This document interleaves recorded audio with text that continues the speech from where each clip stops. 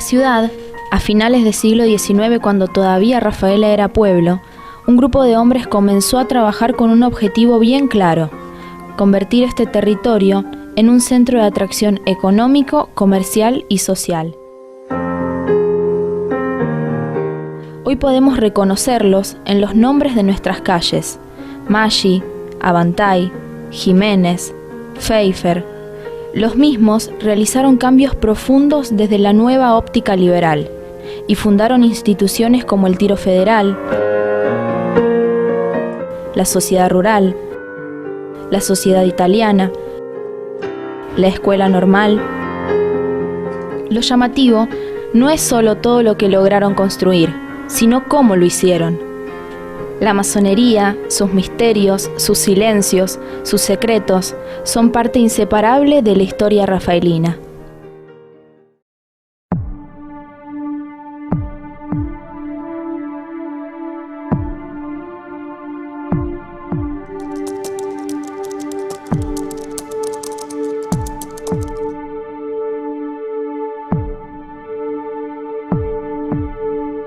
Ya se cumplieron 99 años desde que Rafaela se convirtió en ciudad.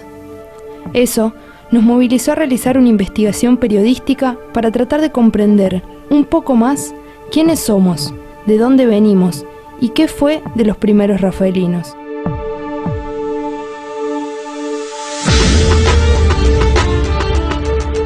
Es imposible no hablar de masonería cuando se intenta explicar nuestra historia. El potencial que le dio este grupo a Rafaela fue determinante para hacerla crecer, sobre todo cuando se la compara con pueblos vecinos. Pero hay un aspecto que nos llamó poderosamente la atención: el poco tiempo de vida de la masonería rafaelina, ya que para la década del 30, la misma se descompone abruptamente y desaparece. ¿Por qué desaparecieron los masones de la ciudad? Pero en primer lugar, necesitamos entender qué es la masonería, y fuimos en búsqueda de la respuesta.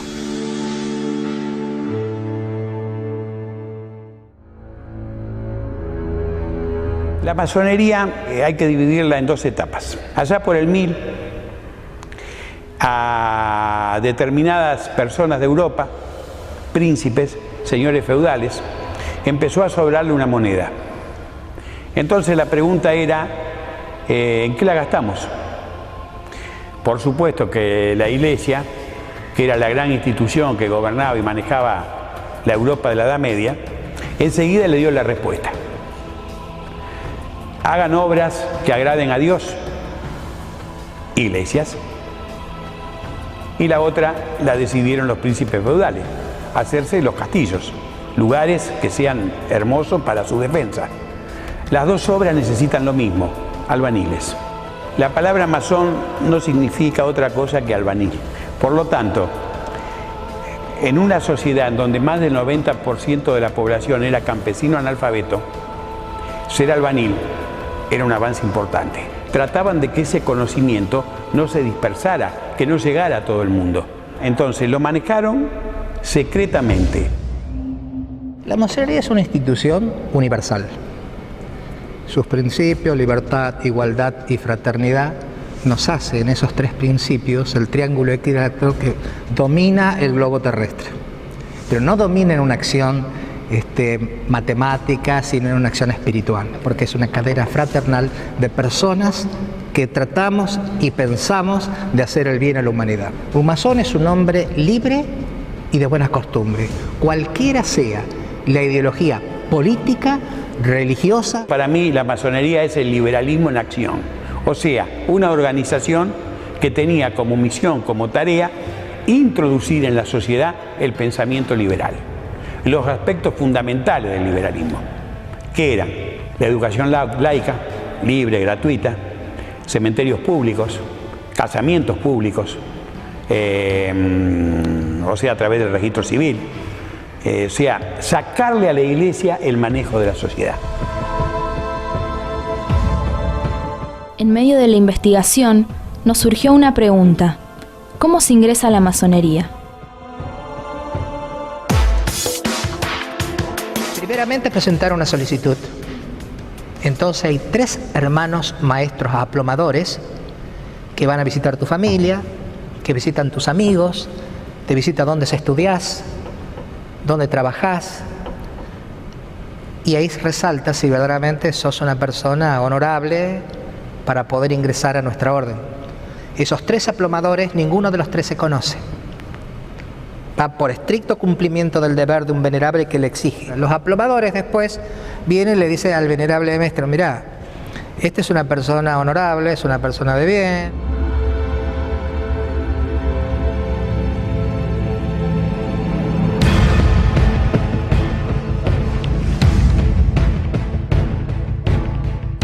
Ahora que ya tenemos una idea sobre esta organización, debemos conocer cómo era Rafaela antes de que los masones lleguen a estas tierras.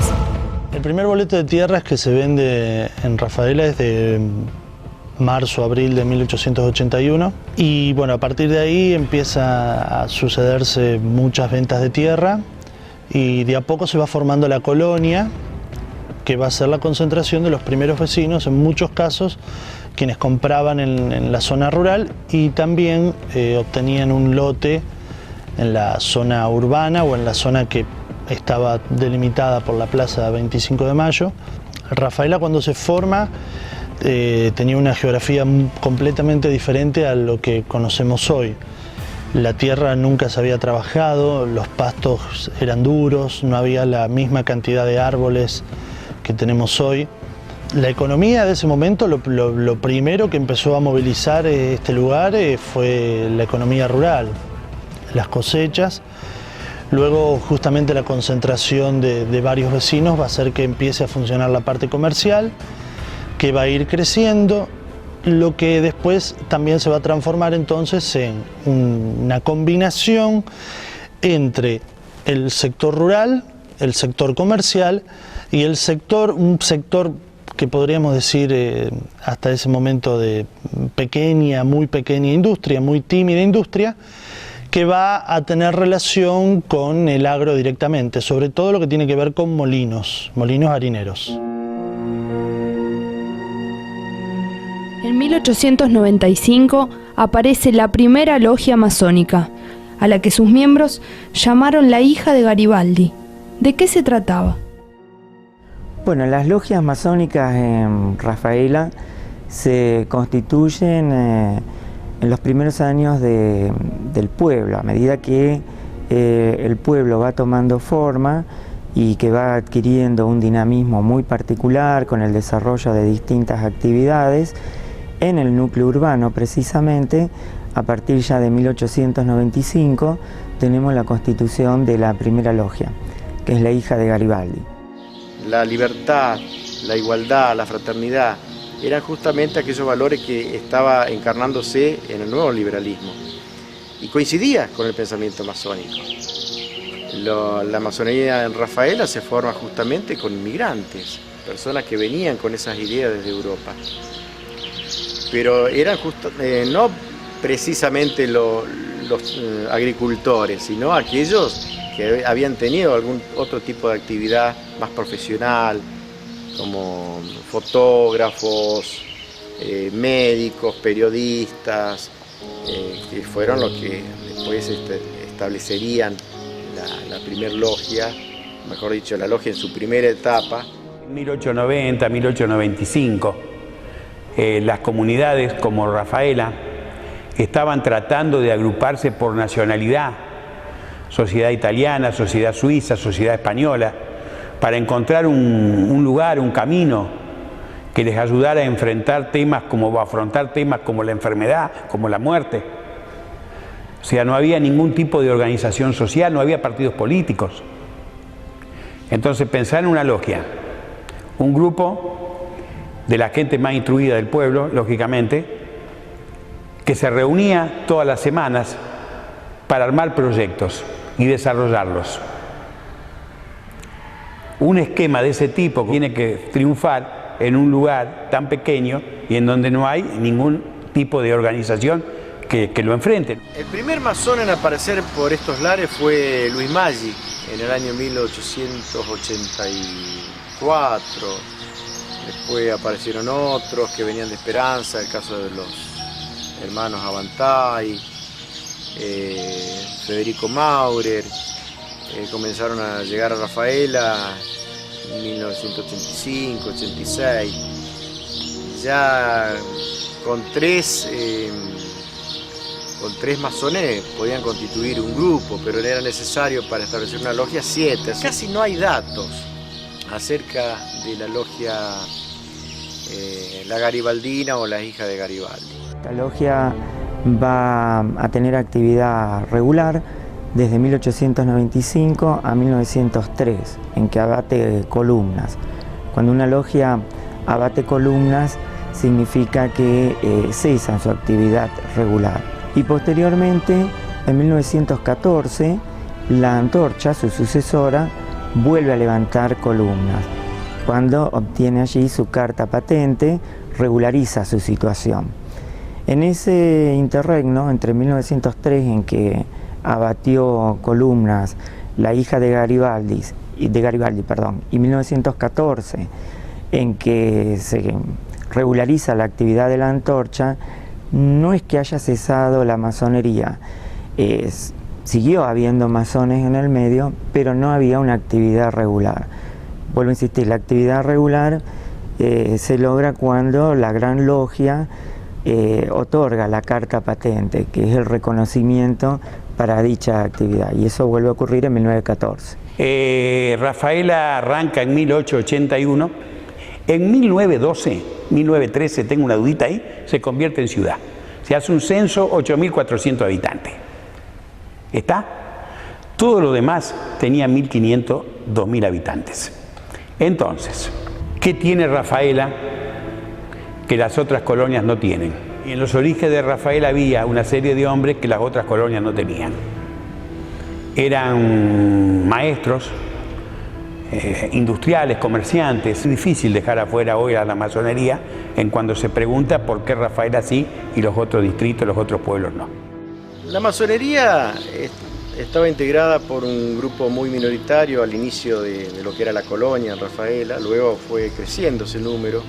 En Rafaela llegaron a haber muchos masones, no una enormidad, pero llegó a haber una buena cantidad, superaron los 80 miembros. Justamente se construye el panteón masónico en este cementerio, pasa a llamarse la Antorcha. Los masones se reunían habitualmente todas las semanas, es más, es obligatorio para el masón reunirse. Esas reuniones se llaman las tenidas.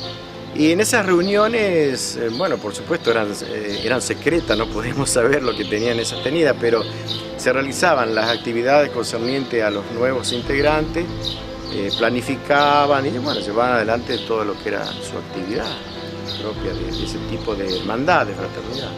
En cada tenida que nosotros tenemos, no es que se toque un tema especial. Una cosa es el estudio de los rituales, que sí, para todo es igual, y otra cosa son los trabajos que traen los hermanos al taller. Uno puede hablar de la Cruz Roja Internacional, otro puede hablar de política actual, siempre respetando la ideología política de todos los hermanos sin ofender, otros hablando sobre la Biblia, otros hablando de historia. Es polifacético, excepto que el venerable maestro de esa logia disponga que para la próxima tenida toquemos el tema un 17 de agosto, hablamos todo sobre San Martín. Con lo que sabemos hasta ahora, llega el momento de preguntarnos ¿cuánto influyó a la masonería para que Rafaela se despegue de las demás colonias de la zona? Desde el punto de vista económico, desde el punto de vista de la característica de la ciudad. Esta ciudad está en la Pampa Gringa, tiene industria relacionada con el campo, con agricultura, con ganadería, con lácteos, pero el potencial de la ciudad, lo que le da la característica de la ciudad no es eso. A Sunchales le dará la característica a lo lácteo. Nadie dice Rafaela. Rafaela es industria. Rafaela es 500 millas. Rafaela corrió la primera carrera de auto en 1907. Ni auto había. Tuvo Banco Nación 5 meses de que se crió en Buenos Aires. No lo tenía Santa Fe. Entonces, gente que consigue ese tipo de cosas, hicieron una sociedad rural que tenía un capital superior al que tiene ahora. Y vos decís qué bárbaro estos tipos, y la mirá la nómina, nadie tenía una hectárea de campo, nadie tenía una vaca, nadie tenía un caballo. Había personas de mucho prestigio dentro de la sociedad rafaelina que no era masón. Pero cuando uno hace un análisis histórico de los cargos que ocupaban dentro de la comuna, es decir, dentro de la Comisión de Fomento, y a la vez lo relaciona con quienes ocupaban cargos políticos elevados, por ejemplo, en la provincia, quienes eran gobernadores, y lo trasladamos a nivel nacional, quienes eran los presidentes, vamos a ver que hay una coincidencia que eran masones. Si te estoy diciendo que a los 5 meses trajeron el Banco Nación acá, es porque conexiones económicas tenían y de alto nivel y de alto rango, pues no te olvides. Yo en el trabajo que hice, lo menciono, agarré el gobierno nacional, el gobierno provincial y el gobierno rafaelino. Y vos te vas a sorprender de la coincidencia de masones en los 3 niveles. Es casi prácticamente la misma. O sea que los masones de acá eran compañeros del masón que gobernaba la provincia, que a su vez era compañero del masón que era presidente de la nación, que a su vez era íntimo amigo del gran venerable de la masonería argentina. Entonces vos me decís, era un sastre, que habrá tenido poco dinero, pero tenía unas conexiones y unas relaciones realmente extraordinarias. Eso fue lo que les permitió a ellos desarrollar todo esto. Por ejemplo, crearon la escuela normal, pusieron el dinero, pusieron los profesores, hicieron el plan de estudio. No crearon esta sola escuela normal, crearon 3. Esta, la de Coronda y la de Casilda. Y trabajaban en bloque con los 3 lugares. Entonces, ¿cuál fue el gran mérito de la masonería? Y bueno, haber dotado a ese lugar de las herramientas necesarias para que el dinero de la región fluya hacia ahí. Es fácil. Los masones tuvieron una fuerte participación en las etapas fundacionales de la gran mayoría de las instituciones de nuestra ciudad, desde la sociedad italiana, sociedad suiza, sociedad española, el Centro Obrero, el Tiro Federal, el Club Ciclista, tuvieron participación también en el Sindicato Empleado de Comercio, tuvieron una fuerte participación en lo que tiene que ver con el periodismo, revistas como Luz y Sombra, El Colegal, El Liberal y hasta los inicios de La Opinión. Imagínense ustedes, chicas, la escuela normal, 1915, la fábrica de maestras. O sea, dotaban a las maestras de la ideología que ellos necesitaban que las maestras tengan. No se preocuparon por pelear puerta por puerta, casa por casa, para introducir su ideología. O sea, ellos le hicieron la cabecita a las maestras. Vos imaginate en 1915 para una mujer de Aldao, de Ramona, de Santa Clara, de cualquier lugar de la zona, tener en Rafaela una fábrica de maestras, venir acá a hacer el secundario y te daban el título de maestra y te ibas a trabajar. ¿Cuánta gente habrá venido? ¿Cuánta gente habrá venido a pagar pensión, a parar acá, a estudiar acá? Y después, ¿cuántas veces los fines de semana, el viernes, venían a buscar a la nena? Compraban la comida acá, compraban la ropa acá, compraban... Entonces, el desbalance se va produciendo solo. Entonces, vuelvo a insistir en esa idea que me parece central. Para mí la importancia de la masonería acá es que la dotó a la ciudad de algunas instituciones que fueron claves para producir ese desbalance con los pueblos vecinos. Pero seguimos sin comprender el interrogante inicial.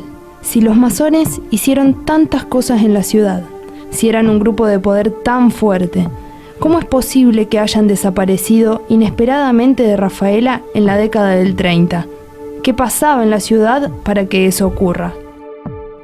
En 1930 el contexto económico de Rafaela va de la mano del contexto nacional y mundial, o sea, es un contexto de crisis que va a su vez de que genera una crisis importante a nivel económico, comercial y social. La Argentina por la fuerza va a tener que empezar a pensar en abandonar esta economía que solamente exportaba granos y va a tener que empezar a retrabajar la economía de elaboración de esas materias primas, ¿no? Elaborarlas, trabajarlas y generar productos. Esto va a ser el comienzo de lo que tiene que ver con la industrialización del país, y en Rafaela se va a ver en la crisis del 30 porque es una década en la cual podemos observar donde muchos de los talleres metalmecánicos se empiezan a transformar, dejan de ser talleres y se empiezan a transformar en pequeñas fábricas, y muchos también de las pequeñas fábricas de alimentos que existían en Rafaela empiezan a tomar una dimensión mucho más importante. Entonces va a ser un contexto de crisis política muy importante. Estamos cruzando la primera dictadura militar, lo cual va a generar una crisis importante en la Unión Cívica Radical, en el PDP.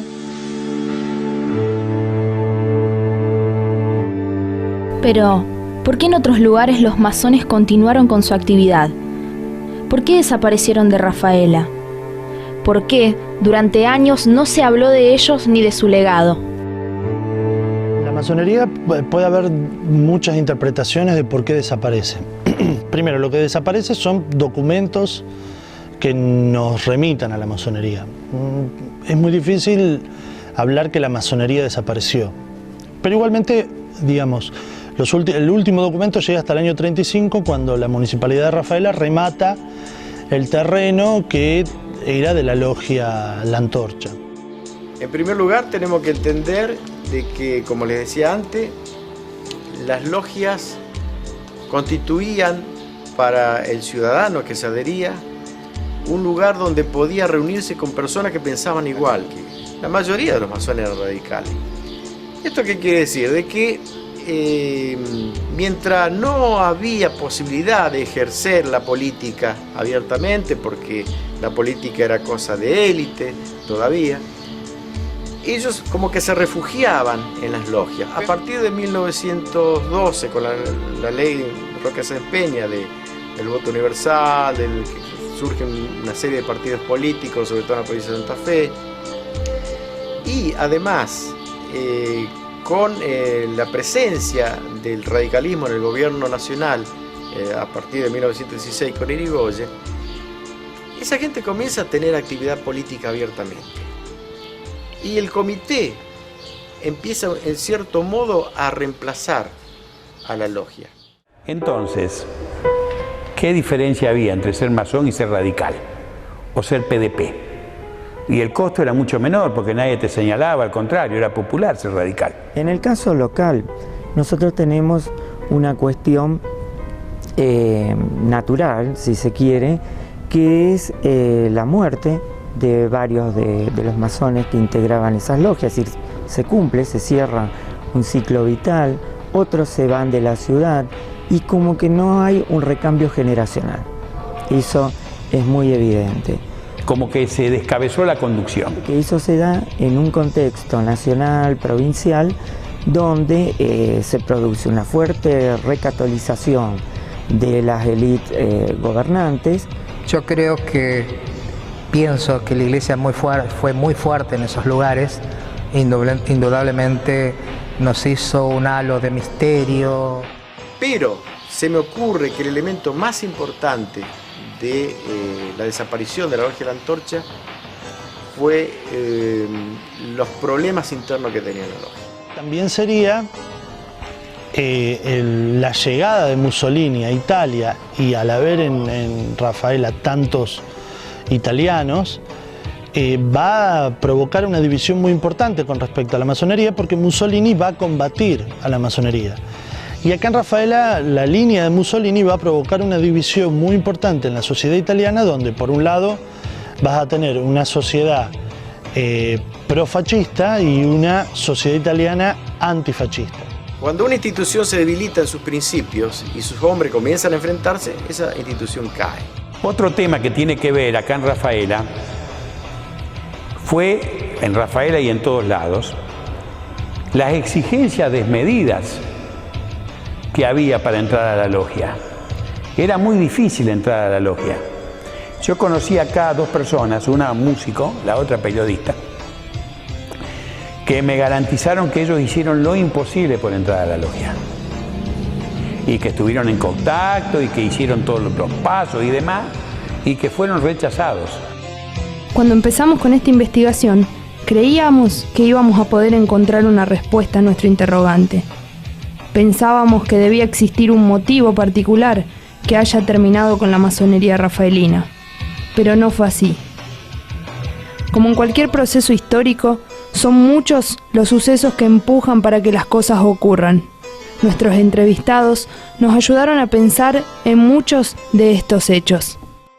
Para que la masonería desaparezca, por un lado, ocurrió la sanción de la ley Sáenz-Peña, que dio lugar al surgimiento de los partidos políticos. Por el otro, las exigencias desmedidas para entrar en la logia fue uno de los grandes impedimentos. Y además, el hecho de que haya aparecido una causa natural como lo fue la muerte de los miembros fundadores de la logia, sin dejar un recambio generacional. Después, la aparición de Mussolini, quien provocó profundas diferencias ideológicas entre los inmigrantes de nuestra colonia. Y por último, la fuerte presencia de la Iglesia Católica, que estaba dispuesta a recuperar su terreno perdido. Seguro que no serán los únicos motivos, pero en la suma de todos ellos pudimos dar respuesta a nuestro interrogante inicial. Y bueno, ya en el 30, en el 40, es muy difícil encontrar masones en los cargos, en las funciones, en la masonería. Para mí ya no había más masonería acá. De todas maneras, el trabajo estaba hecho.